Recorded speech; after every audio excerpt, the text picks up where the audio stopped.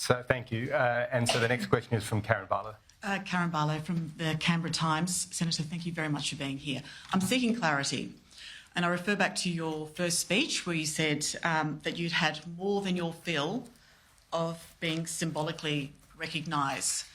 Do you support as a principle constitutional recognition of Indigenous people? Whether it's a second referendum or not, on the principle, do you support constitutional recognition? I've certainly stated it publicly and quite often that I support recognition of Indigenous Australians. I just simply can't support this proposal where this unknown voice entity is attached to recognition. And I support the idea of using common sense approaches toward improving the lives of our most marginalised. Next question is from David Speers. Thank you, Senator. And just further to that question and comment, we've heard Peter Dutton pledge to have a second referendum should this one fail. We've heard your leader, David Littleproud, say he pledges his leadership to restart the process on constitutional recognition. As you said in today's speech, words matter. What sort of recognition would be acceptable to you, would avoid the separation in the Constitution that you're clearly concerned about?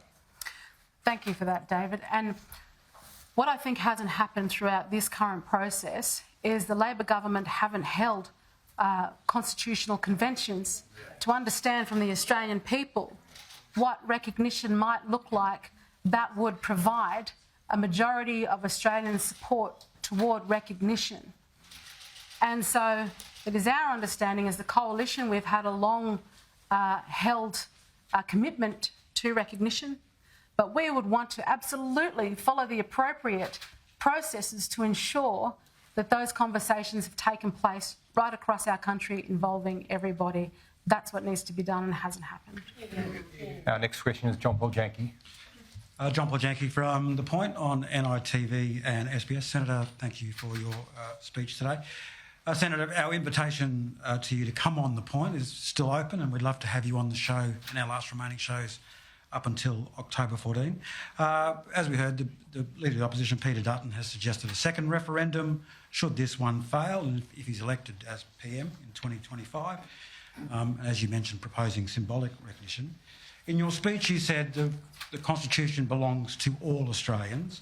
So if such a referendum was held, would you see it as an opportunity to also remove the references of race in our Constitution, namely Section 51(26), which allows the Commonwealth Parliament, as you know, to make laws in respect to the people of any race for whom it deems necessary? Thank you for your question. Again, that would come down to what the conversations that need to take place amongst the Australian people, Indigenous, non-Indigenous, constitutional conventions that need to take place to understand what direction, whether it would be about removing that particular chapter also.